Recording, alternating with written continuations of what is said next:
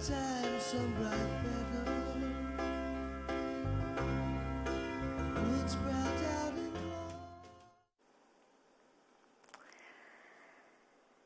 Sometimes when I'm all alone and I close my eye and no one else is near, I close my eyes, I close them tight and think of things with all my might.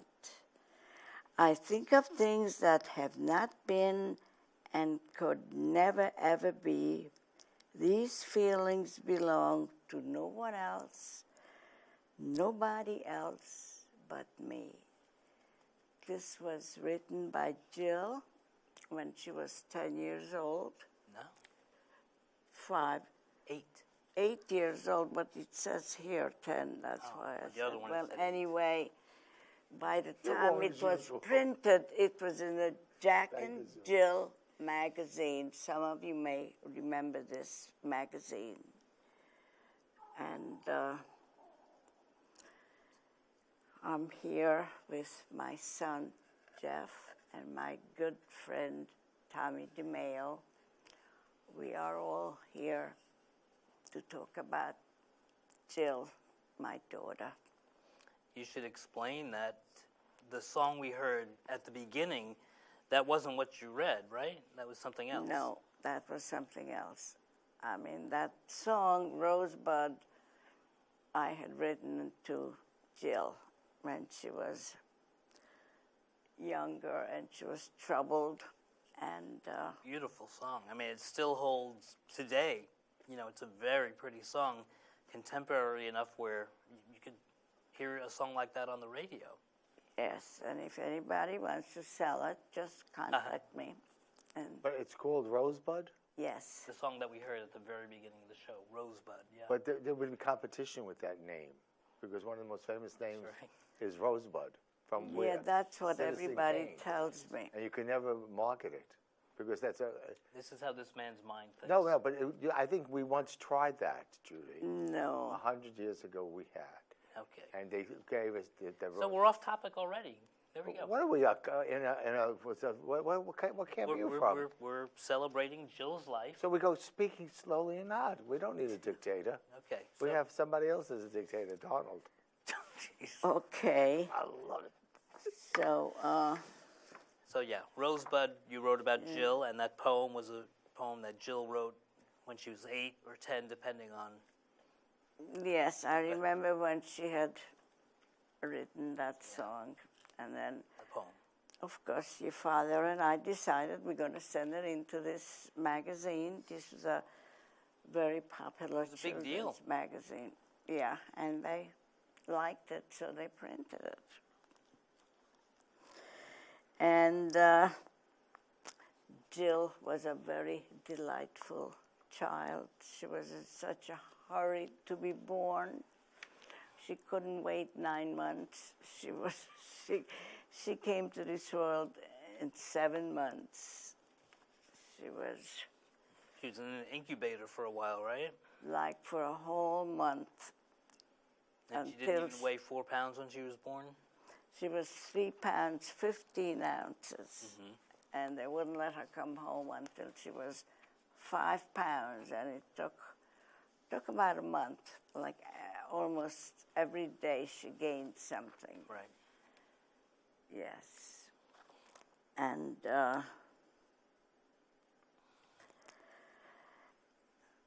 You know what it says here, Tommy? She's looking, she's scanning down. My friend, Tommy DeMaio, once told me his mother said that you can tell a person by his friends. Is that true? Show me your friends and I'll show you who you are. yes, That's a true factor. Nice. And that's why your mother has wonderful friends and always loved. And Jill was one of her favorite loves, her 3 children.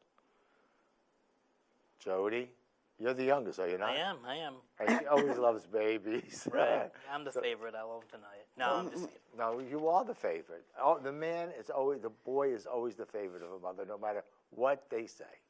And I think Jeff is your favorite. he is. Basically, he is. Well, he's like my son. Yeah, Annoying, good looking, intelligent. What else? There you go. They have it, Criteria for right? being your son: annoying, good-looking, and intelligent. They have it. What else could my other son is the same way, if not worse. Uh-oh. Tommy, that is, my other son. So go ahead. So Jill, how long have you been writing songs? And Jill, has she always been writing? Oh, Jill was very smart.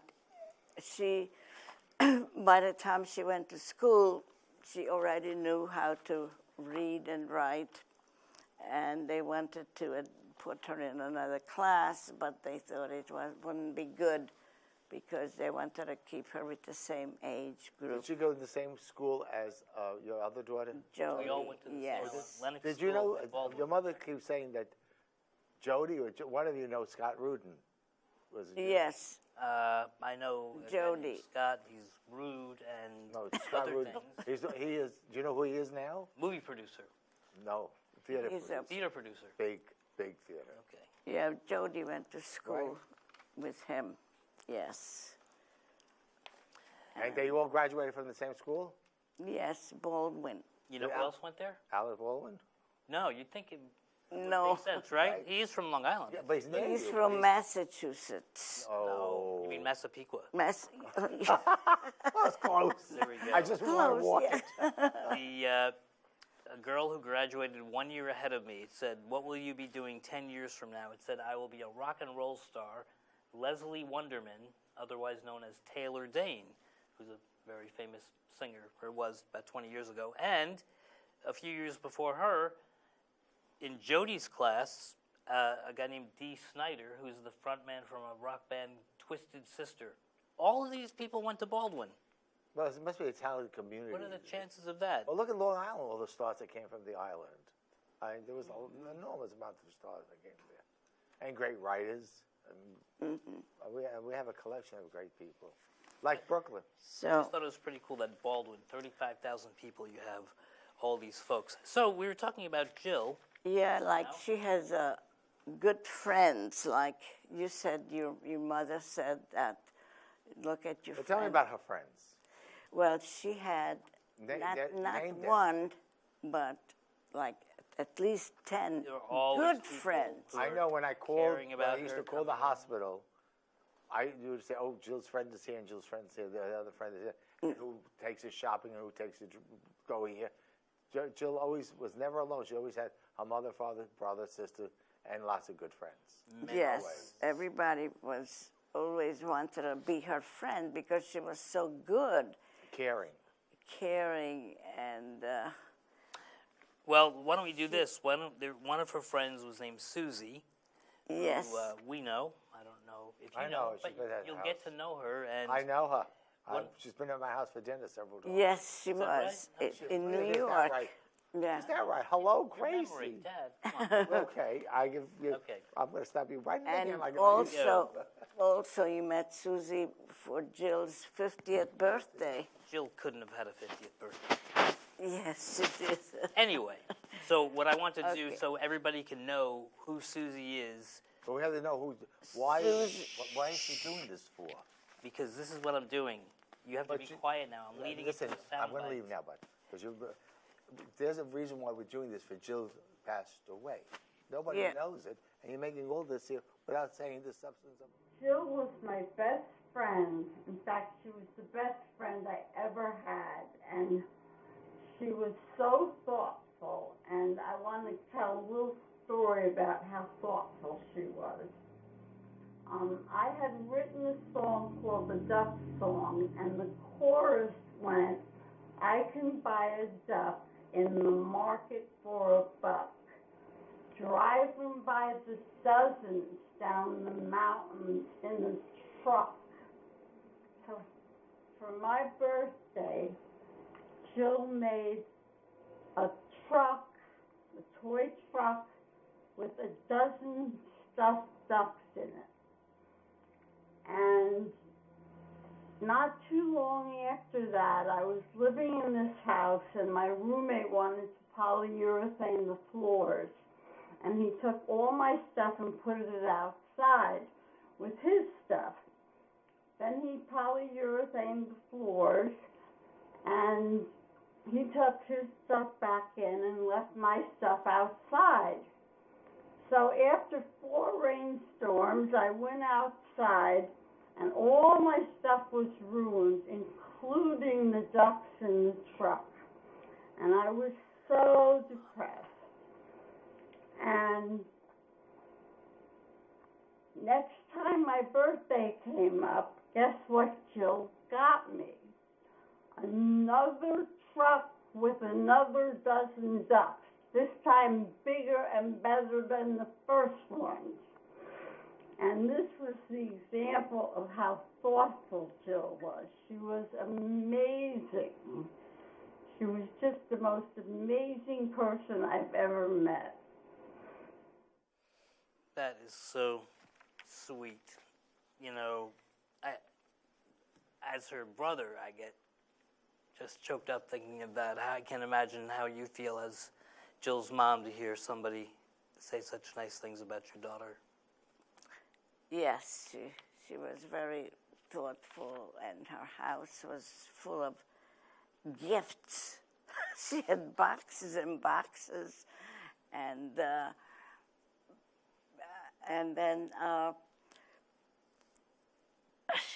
but even then, when somebody's birthday was coming up, she was go out and buy. And I said, why don't you look what you have in the box? She said, I know what's in the box. I said, that's not for Susie. That's for somebody else. So she would just keep buying. And anyway, it was very personalized, and it's incredible because we would go to her apartment, and there would be stacks, boxes everywhere. She liked to shop a little bit. And a little bit. She would have so many different things, yet she knew exactly like what was for what, where. Like she would know like if like a plastic cover of a light was missing, like, oh, that's over there behind that. She had it all figured out, and that was like her passion. One of her passions was shopping. And then she loved to give.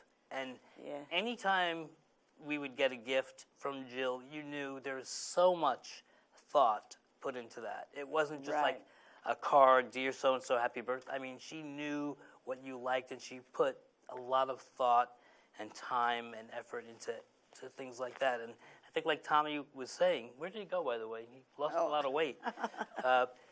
Just you can tell about a person by their friends. And like you were saying, Jill didn't just have like 1 or 2 best friends. Everybody wanted to be her best friend. Right. And so how she started to live in Kingston. Mm-hmm. Kingston, New York, we should point out, not Jamaica. Yes. It's in the Catskill area. The Catskill Mountains. And I lived here, so she would come and visit me many times, and I would go visit her. Mm-hmm. And when I went to visit her, I loved to see her with her friends. There was always somebody there. At one time, I even said to her, Jill, when I come all the way here to visit, I want to see you. I don't mind having your friends, but I would just like to, see you. But at the same time, it would make you feel good to know that she had friends and people who would always look in on her, because there were times when she was on her own where she wasn't doing so well, and you couldn't be there for her. So it's nice to know that there were other people who were there to look out for her. And but like there was a wonderful spirit, generosity that permeated through every room that Jill visited, and she treated everybody equally. It didn't matter if they were the most important person or somebody who was just there to... Yeah. I think one friend I remember of Jill's who, she would take anybody in. Yes. And if I'm not mistaken, Liz was somebody who fit the bill. Jill had a friend named Liz, and there was a time that Jill took Liz in. because she had no place Right. to go. So here we have Jill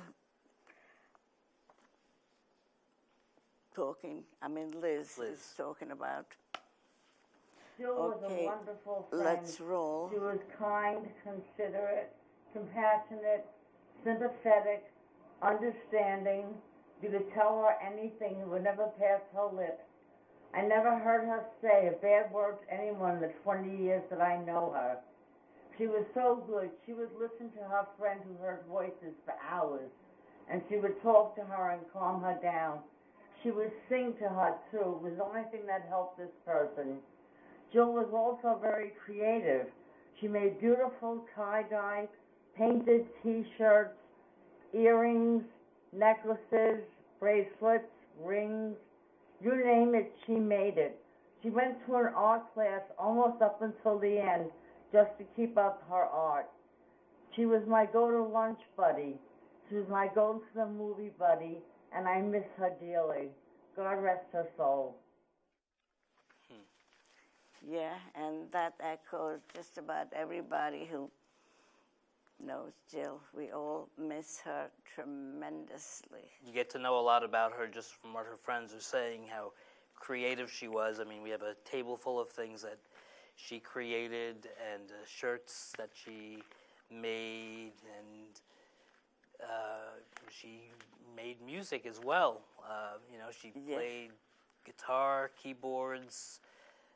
Toward the end of her life, she wasn't able to hold the guitar anymore, so I remember used to play the piano together, and that was Yes.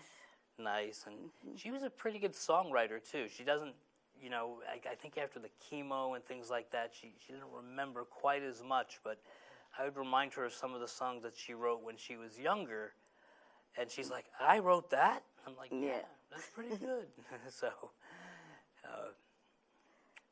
just incredibly talented, and one of the things that I think was part of her spirit was that she always felt compelled to give, to do more. Like she would go to an art class, yet she would end up teaching other people there, what to do. Or Yes. even when she could barely walk, she would be helping people walk across the street, and just to be faced with cancer, which is what she had, and to be told that you don't have very long to live, and then to be able to live the way she lived after she found that out. It's, we all have problems. We all find out bad news, and in my opinion, I think, what you do with that, how you react to that, how you respond to that, says more about you than anything else. And she met this head on, and in a strange way, cancer is not a gift at all, but her getting cancer in a way I was never closer to her than I was, Yes. at the very end. That was the closest I ever was with her. Looking at all those pictures at the far, what side is that, right? There's a picture of her and her doctor This one? at Sloan, Dr. Veach. Yeah, he was very nice.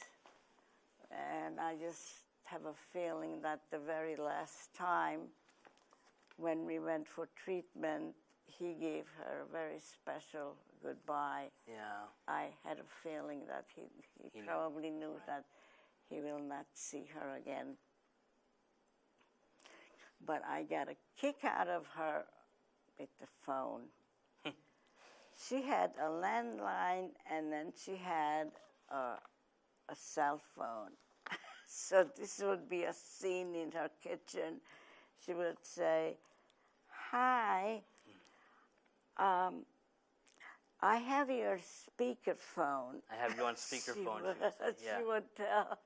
I was always wondering if she's trying to warn them not to say anything that I wouldn't approve of, Right, or right. or maybe they didn't want to say something about me. I think it's just courtesy to let somebody know that other people are listening. I don't think it's like, Yes. you know, a woman in her 50s would be trying to put something over on her 66-year-old mom. And then while she was talking, then her cell phone would ring. She says, "Could you hold on? My cell phone is ringing." Then she would start talking on her cell phone. And again, the same thing. My mom is here, and I'm talking to, and then I would guess, who are you talking to? Is that Susie? Is that Liz? Right. And it was just so comical. Or can I call you back? I'm busy. You have to keep track of all the calls coming in and out, who she had to call back. And Yes.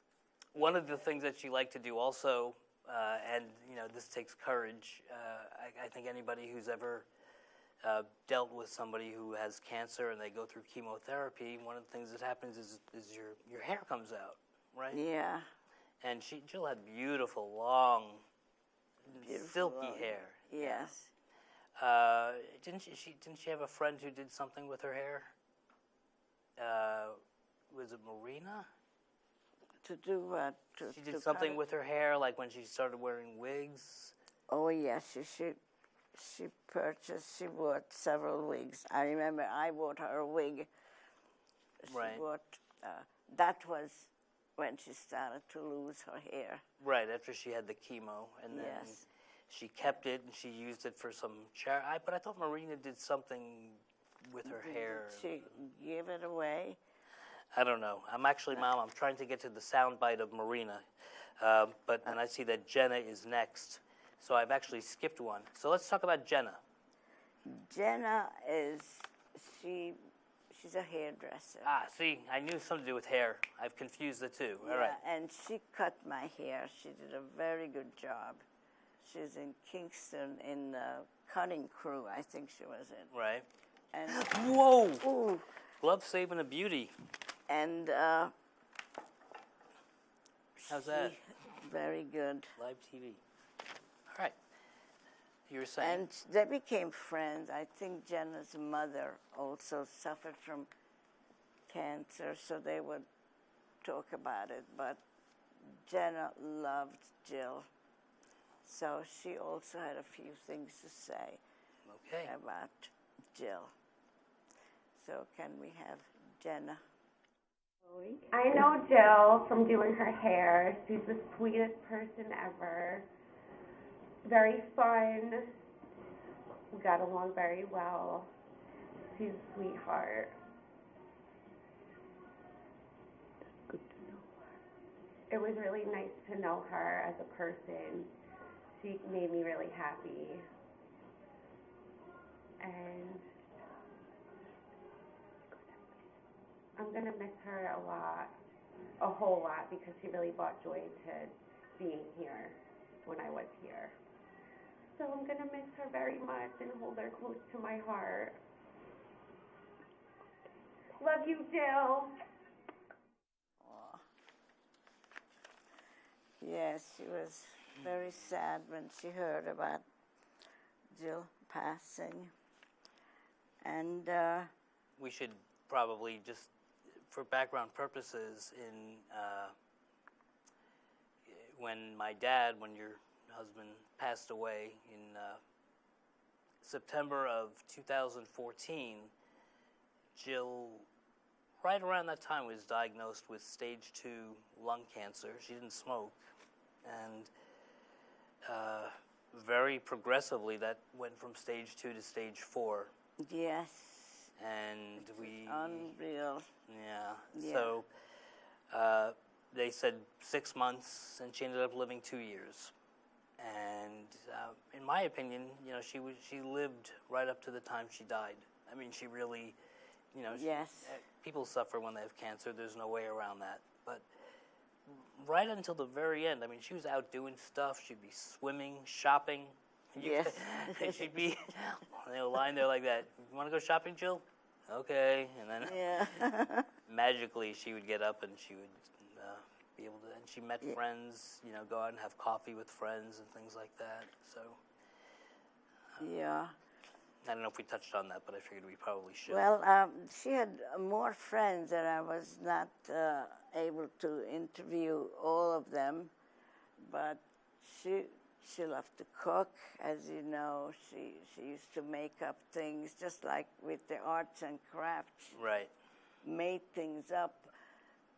Oh, by the way, these are her ashes.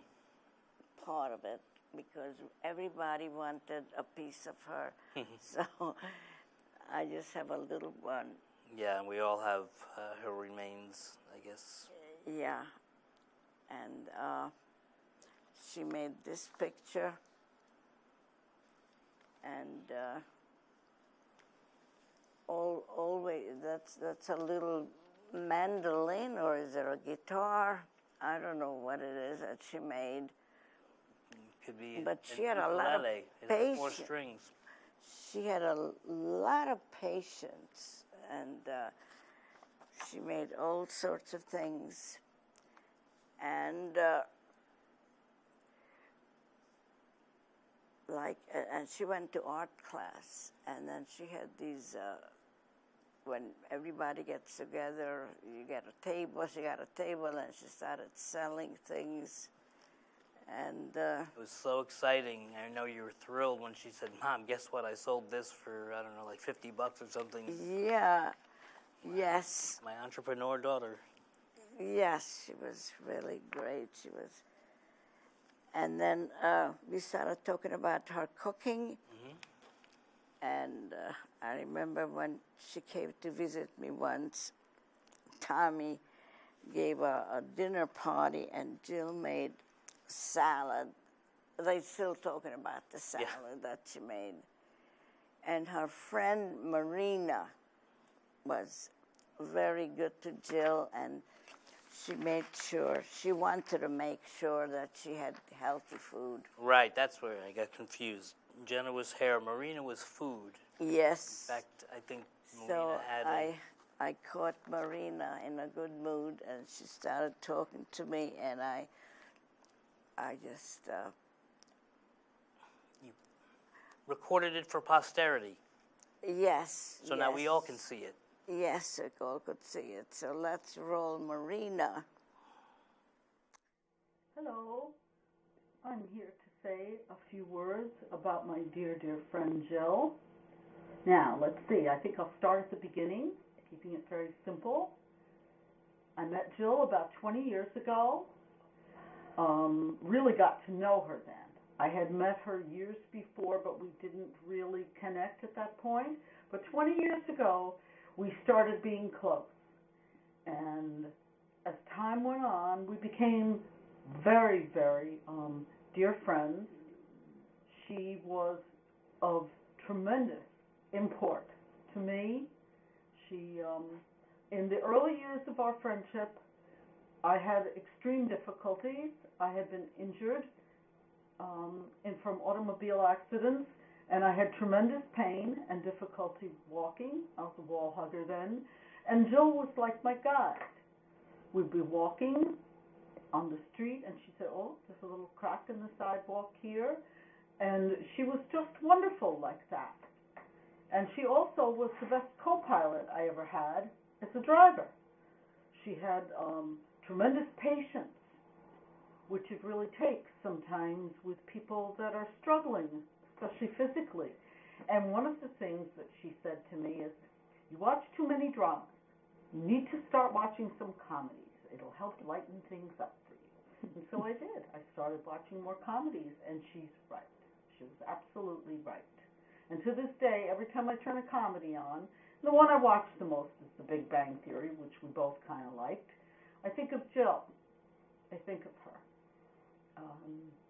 As time went on, we really, really connected a lot about other things, including creative pursuits. I greatly admire Jill's musical ability. And we went to a small cafe because she could not handle going to big venues with a lot of people. And we went to see an old guitar player friend of mine. And he looked at me and he said if I could just get her playing again. Everyone wanted to encourage Jill to use her God-given talent, and she certainly had a lot of it. And even though we would sometimes disagree about music, we always shared great moments about it. And that brings me to another terrific thing that Jill did for me about music in conjunction with some very difficult times, is she would sing to me, because I had been reading books about the ability of music to help healing, to alleviate pain. And so she would sing, and sometimes I'd sing along with her. And at the time, I was going to church, and I thought, well, gee, hymns will probably be the most powerful and the strongest. No, no, no. We found out that Beatles music worked the best. So we would sing Beatles songs together. And Jill was a person who really appreciated everything that was done for her and with her. And I was just telling your mom here that one of the things I used to be able to do is I would cook. I would cook dinners. I would cook like regular big full meals. And I think that Jill's favorite was when I would cook pork roast.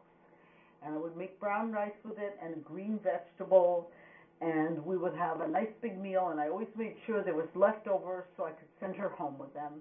And that did my heart good to know that she would be having a simple meal she just had to reheat. Let's see, what else? Of all the people I know, and I know many people, I know many, many good people, Jill was the kindest soul I ever met. She did not hold grudges. Yes, Marina, she told me that when she made out her will, she included Jill in her will. Wow. Yes. What's the, do you have any favorite photographs of Jill? Oh, yeah. I mean, some of these, there is a picture of her on the phone. I think that's typical. A picture of her on the phone. Well, Yes, you referenced something while Marina was talking about these pictures, so I'm trying to figure out what that might be. Oh, I don't know. I like. Oh, this one, that she's on the phone yeah, there. Is that that's it? one on the phone. Yes. And here, I remember this chair when she bought that Right. chair. And I was thinking, why would you bring that chair in now? Yes, Her I mean room was that. so cluttered, and she brings this Yeah. enormous chair. And over here, this little pin, I have a pin like that. This? Yeah, Okay. she gave me that. She made that. Wow, there's some pictures I see of me I'd like to forget. Okay, so What? nothing. You'd mentioned Sloan Kettering before.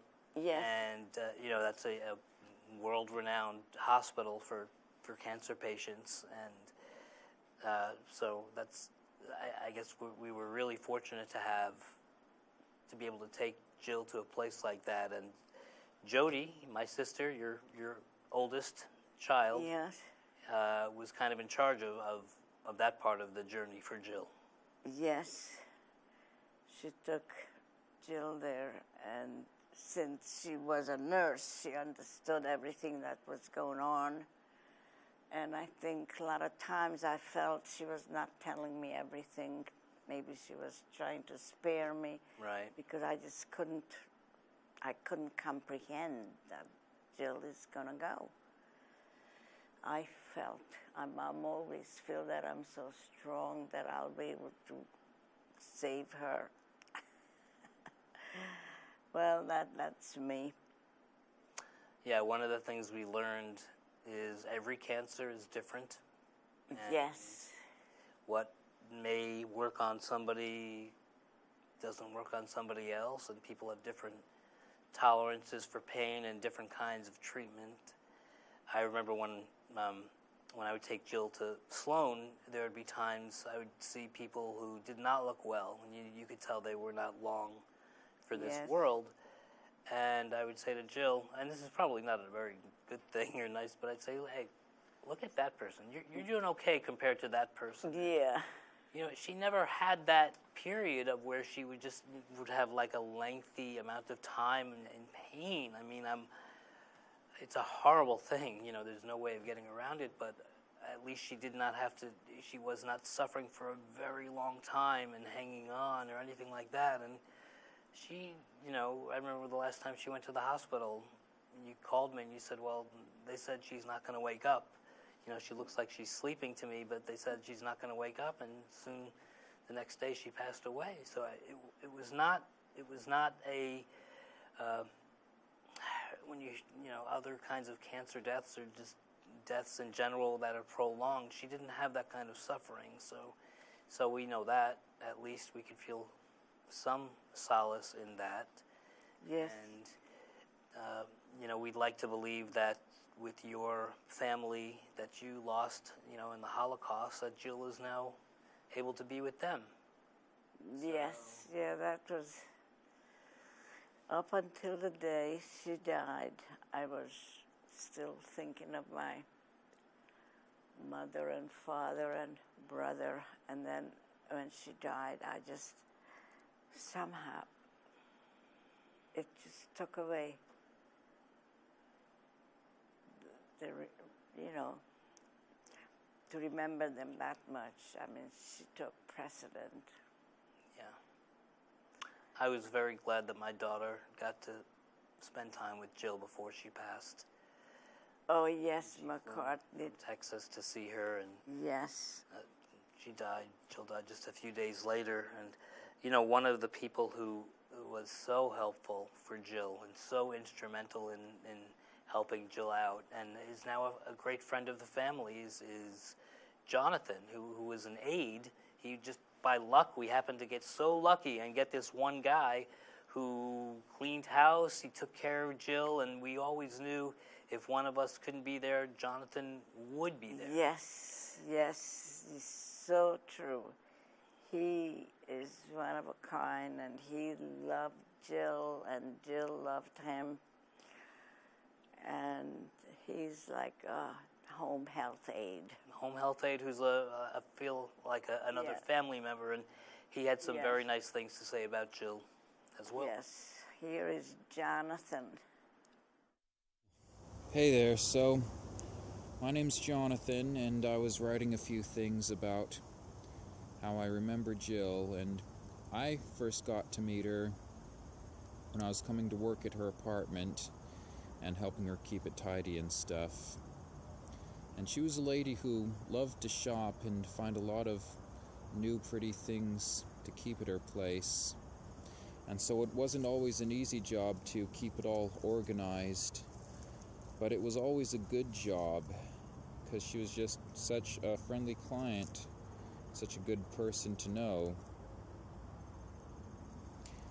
She was one of those people who's surrounded by a lot of pretty things in her home, but it was just a lot easy for her to be a pretty and good person herself.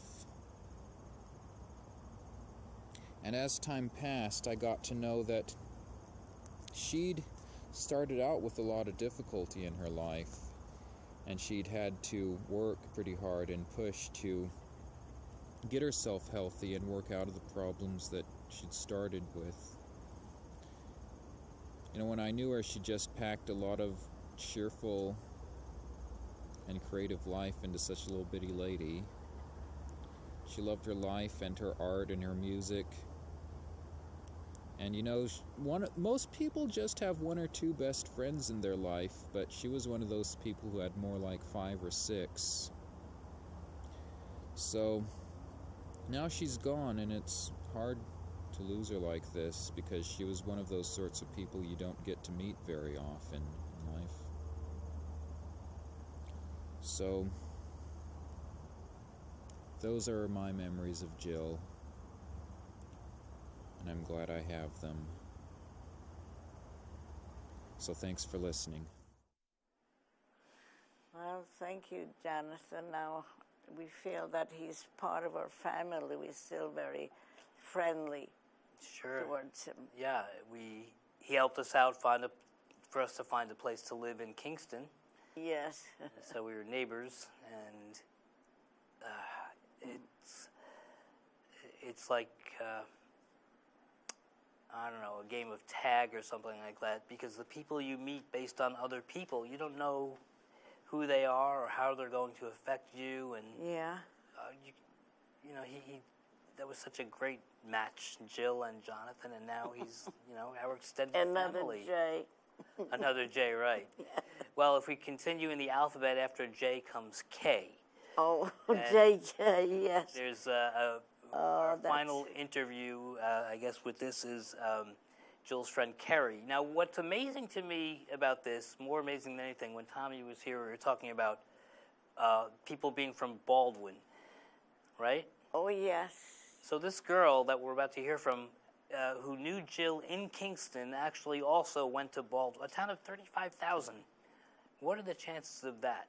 Now, you knew Kerry before I did. I met her, I guess, right when Jill got sick, but you and Jill knew her for a much longer time. So what do you remember about her?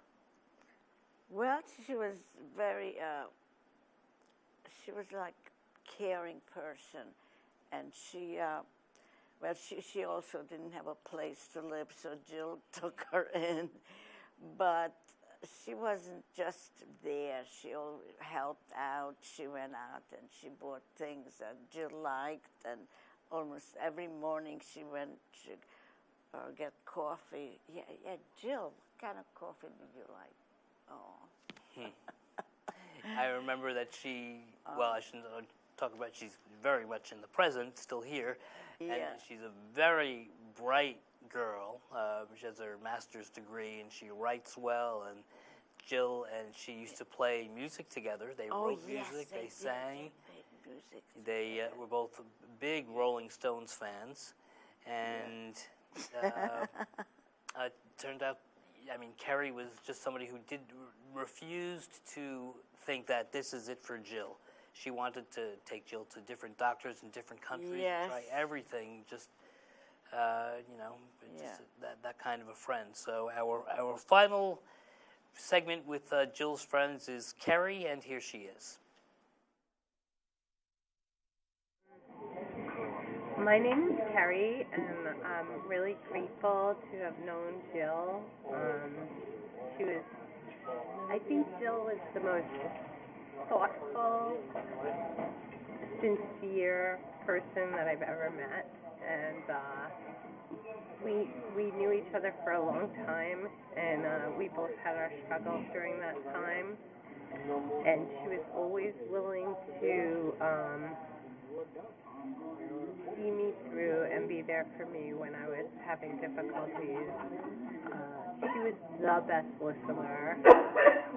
I just remember that she would listen particularly closer to the time when she passed. She would listen intently to what I was saying.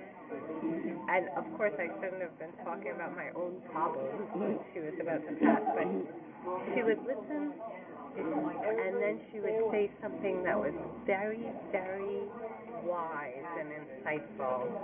And I found that as Jill was getting closer to passing, that she became very, like a sort of like a spiritual advisor to me, where she would say things that were just very wise, as if she were like inspired. So I'm grateful to have had her in my life. I think about her every day, and I think about when we played music together for so many years, and nothing ever really, like, we didn't really polish up our music ever. It just kind of was like this thing where we would get together and play, but there were a lot of really, really fun times doing it, where I always could make Jill laugh, actually. That was something I prided myself about, and even toward the end I was able to make her laugh. But the final thing I'll say is, and I shared this at her service, her ceremony, is that when she was really, really sick at her last hospital stay, I went to see her, and she was really crying in pain. She was in so much physical pain, and she wasn't being treated. She wasn't being given enough medicine for her pain. and I was trying to bully the nurses into giving her medicine, and it was like really, really bad because she was in so much pain. And I had just recently started a new job, and she kind of stopped in the middle of her pain and just looked at me and said, "How's the job?"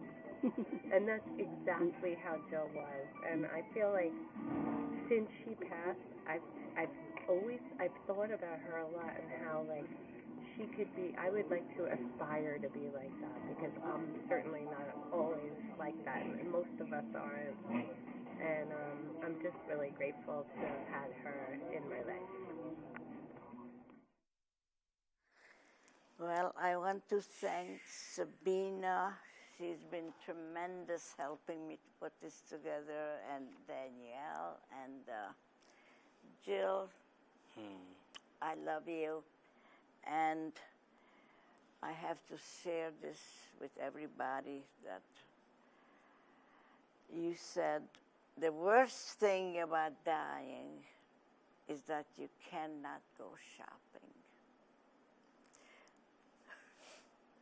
Leaving us with a joke. All right. Yes. Yeah, but don't worry. I'll take care of. I'll keep on shopping for you.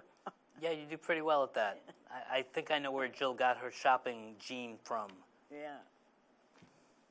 Yes. And I have a lot of pictures which I didn't show. Was here is this. I love this picture. I'm standing with her, and I just don't remember this take, and she looks so happy over here. Adorable. And here is one of her boyfriends. His name was Robert. He loved to put makeup on Jill. And here is Jill at her brother's graduation from college. And here is with Grandpa. The original Sleed. Yeah, this is Jill with her grandfather. And that kid in the stroller is now in his mid-30s. Yes, that's Judys' son. Yep. Yeah. We didn't talk about her scoliosis surgery, but this is when... Yeah, can you imagine that, being in a full body cast for 10 months? 10 months, yeah, she had a lot As to a put up teenager. with. And she went through a lot. And what else? I think I showed this, didn't I? This is the same shirt that I'm wearing. I'm wearing her shirt.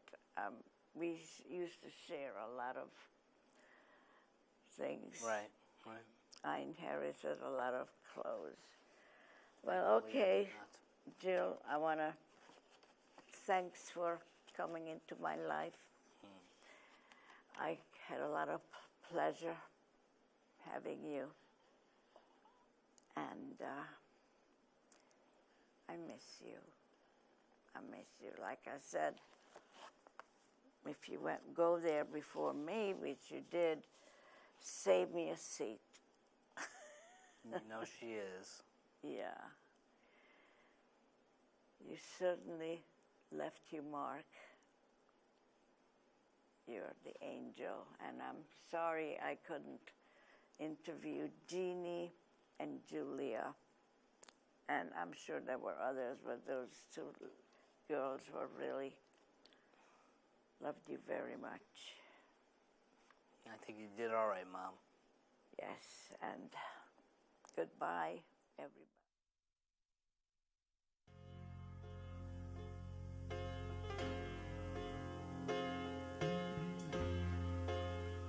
Through the years I've known you,